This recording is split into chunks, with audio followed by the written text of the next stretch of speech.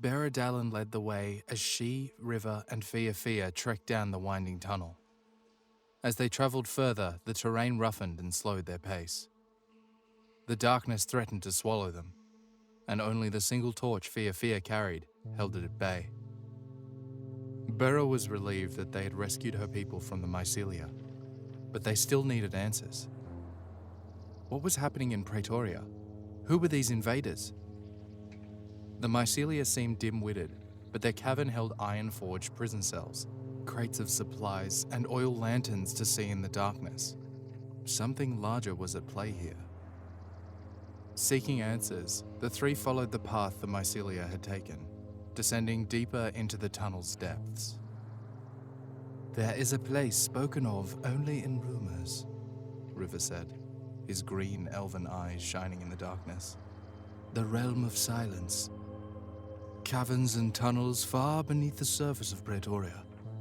Perhaps that is where these mycelia come from." Fia studied the floor of the tunnel as they continued. "These tracks, they're not just from those lumbering fungal creatures. See there? Those are humanoid. Could be prisoners, or more of those spore-infected people. Or maybe whoever the mycelia are working with." Bera squinted at the ground.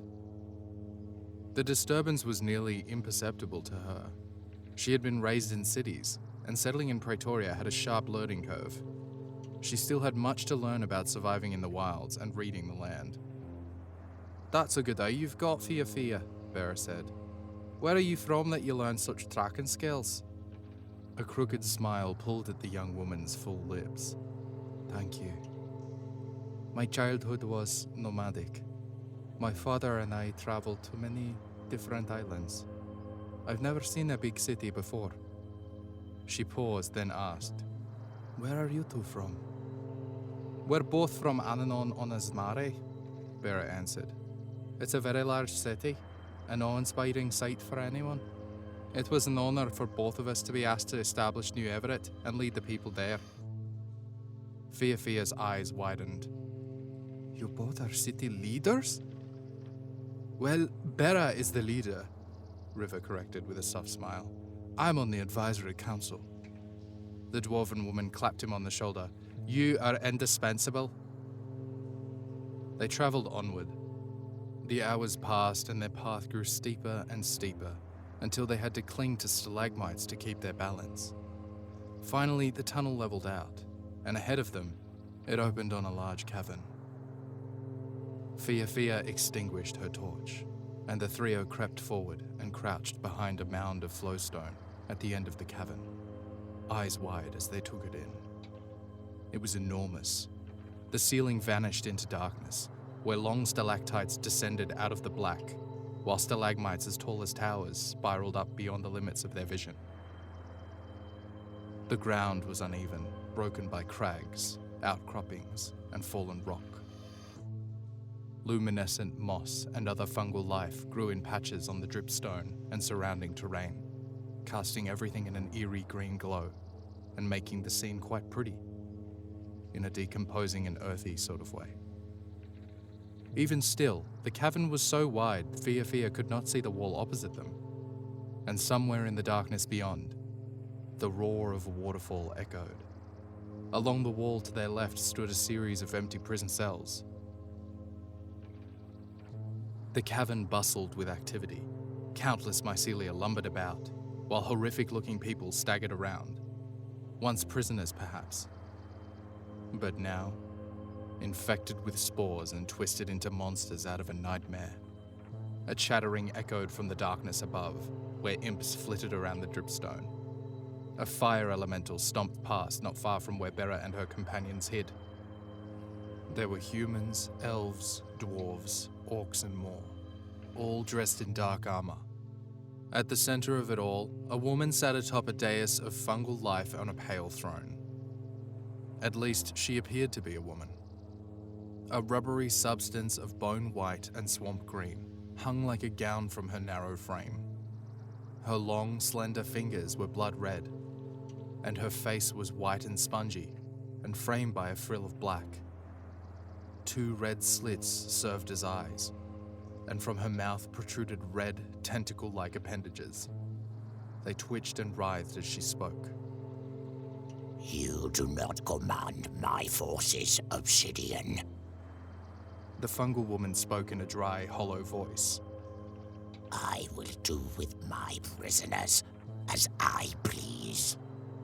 She addressed a robed, human woman standing before her. This one had dark skin and a mane of dreadlocks that cascaded around her shoulders. A circle of obsidian sat upon her head, matching a staff she held in one hand. Her expression was merciless and serious. Queen Mycelia, Obsidian said. Prisoners are needed to learn more about Praetoria, and that tends to go better when their brains aren't rotted out by mushrooms. Bera, River, and Fia exchanged horrified looks. These are no one of value. Queen Mycelia crooned. Peasants and farmers. I will be the judge of that. The Chaos Legion's invasion has been successful, but we can't be too confident. Not after the incidents with them in the past. I've heard the stories. They do not concern me. Obsidian's eyes narrowed. They are enough to even have Lord Silas asking questions. If you were wise, you'd heed that. Her stance relaxed. I'll be back in a week.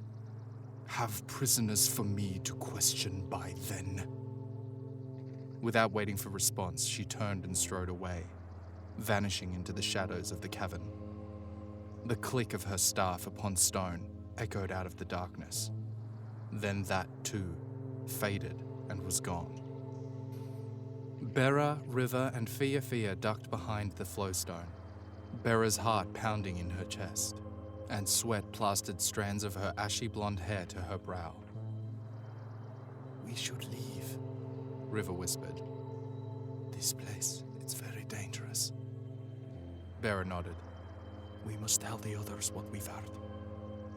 As they crept from behind the flowstone toward the tunnel, a loud roar boomed behind them. A towering mycelia with two heads sprouting from its broad shoulders lumbered toward them. They tried to run, but something was wrong.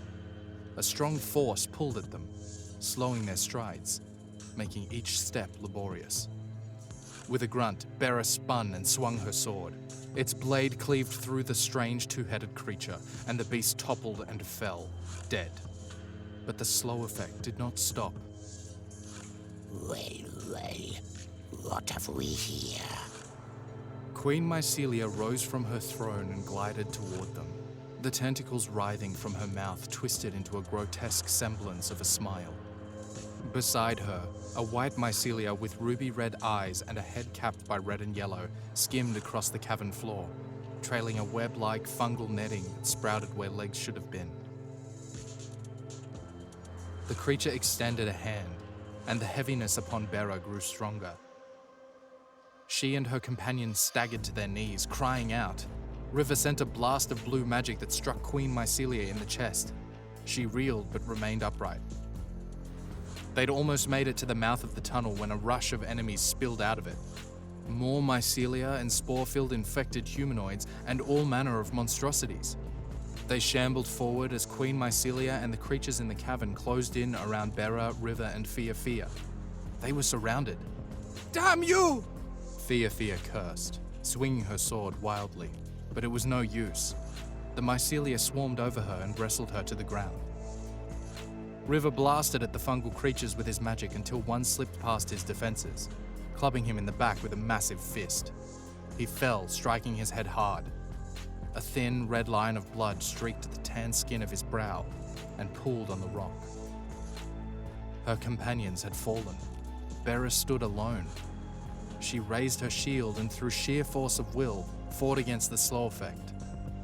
She gritted her teeth and swung her sword, parrying blows and cleaving limbs as she fought her way through the throng toward Queen Mycelia. Stop her! The queen shouted, her tentacles writhing. Bera raised her sword high and brought it down, not on the queen, but on the red and yellow-capped mycelia beside her. Her blade separated the creature's head from its body. All at once, the slow effect vanished. "Let's see how you like a fair fight," Bera said, whirling her sword and raising her shield. But Queen Mycelia glided backwards, and the other fungal creatures and armored goons stepped forward in her wake. I want her alive, The queen called out. Bera growled, "And I want you dead." She flew into motion. The ponderous mycelia were no match for the nimble dwarf as she danced around them, jabbing and slicing and ducking out of reach. Even the armored warriors could not match her frenetic pace. She dodged and parried their blades, aiming her own sword at the seams in their armor or using brute force to cleave through plate and chain.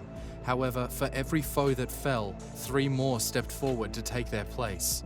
They wore Bera down until her strength and her focus began to ebb. An imp plunged from above. She raised her shield to defend herself. Too late. Its little claws raked across her cheek. A fungal monstrosity lumbered forward and slammed into her, sending her flying. Bera hit the ground and scrambled to her feet, breathing hard. A green bolt of magic flew toward her and slammed into her shield. She staggered. Queen Mycelia drifted forward through what remained of her troops.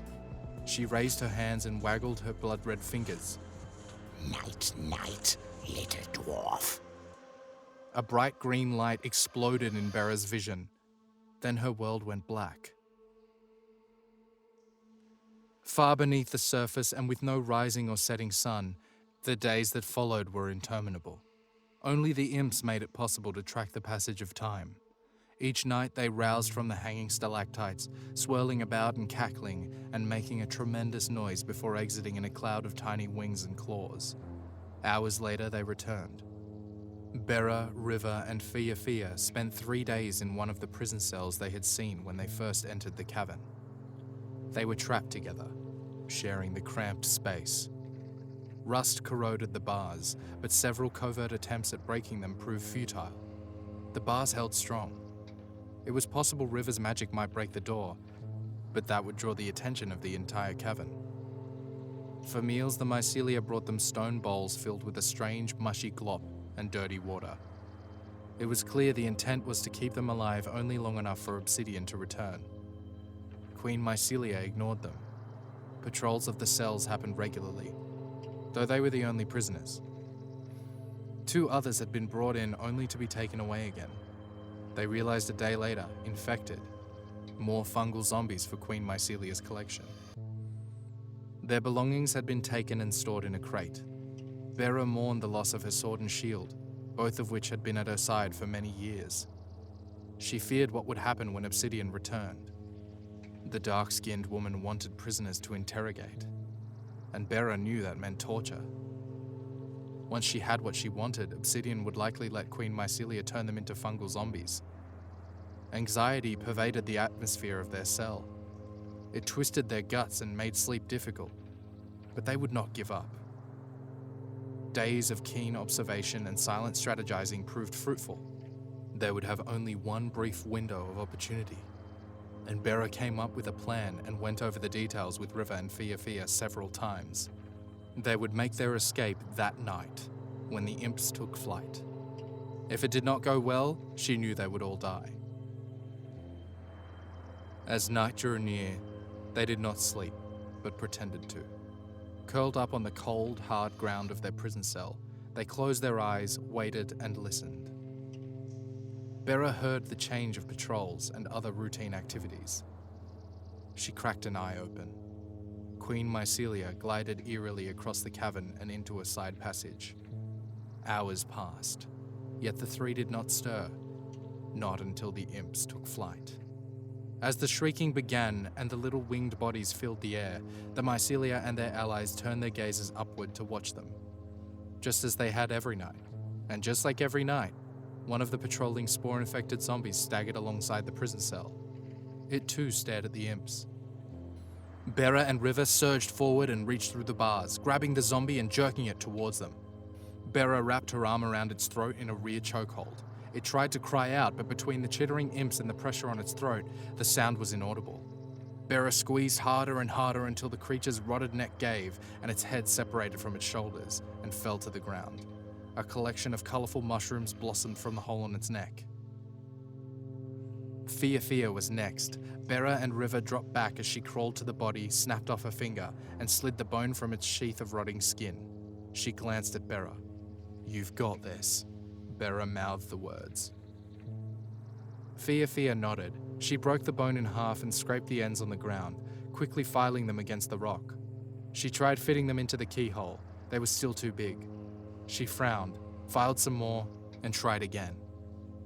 The two halves slid neatly into the lock. She chewed on her lip as she maneuvered them around. The seconds ticked by. Finally, the lock clicked and popped open. Wordlessly, Bera led the way as the three slipped out of the cell and ran in a crouch across the cavern to the stack of crates where their belongings had been stashed. The imps were completing their spiraling ascent towards some vent hidden in the darkness far above. They chittered and laughed, a swirl of red amidst the green glow of the moss and fungi. A mycelia stood guard on the opposite side of the crates with its back to them. River flicked his hand in magic. Their time spent in the prison cell allowed them to observe the creatures around them. This one had a growth of water-filled fungi along its arm, and River's magic caused the growth to burst, sending out a small spray and a putrid smell. The mycelia grunted and staggered. It held up its arm, staring at it in confusion. The trio took advantage of this distraction and lifted the lid of the crate, where their belongings had been stowed. There was no time to take everything, only what was essential. Fia grabbed her curved blade and shoved her tri-pointed hat down atop her dark, messy hair. Bera hafted her sword and shield, the weight of them comforting. River slung a pack that held supplies and sustenance over his shoulder. The mycelia was still poking at its arm when they slipped away. The uneven ground and geological formations of the cave provided plenty of cover, while the moss and the fungi softened their steps, even without the distraction of the imps. "We're going to make it," Bera thought. "We're so close."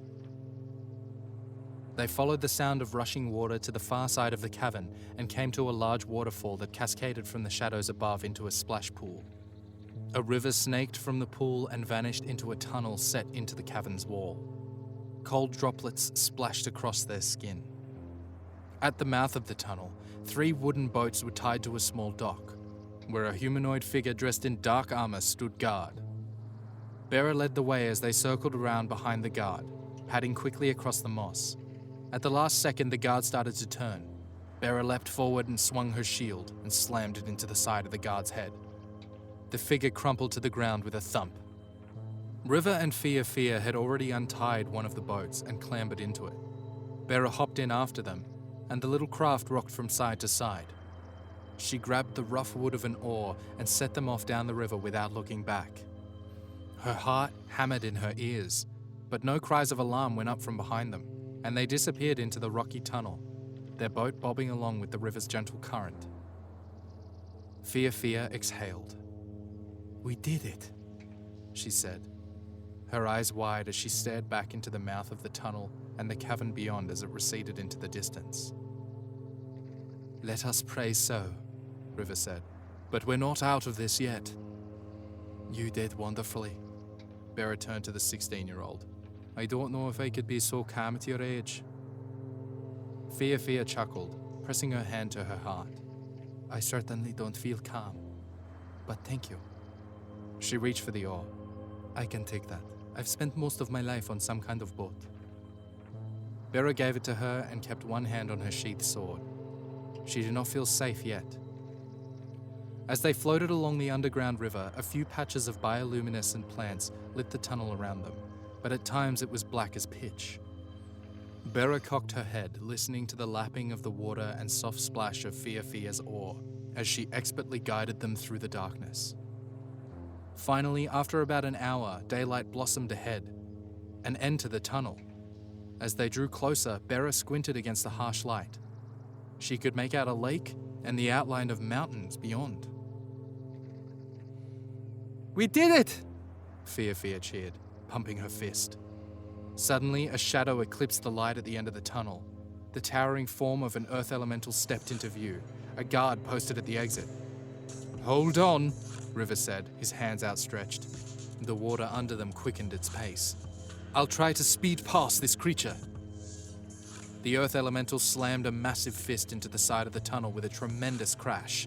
Huge rocks splashed into the river, their jagged edges rising from the surface and effectively blocking the boat's path. "No!"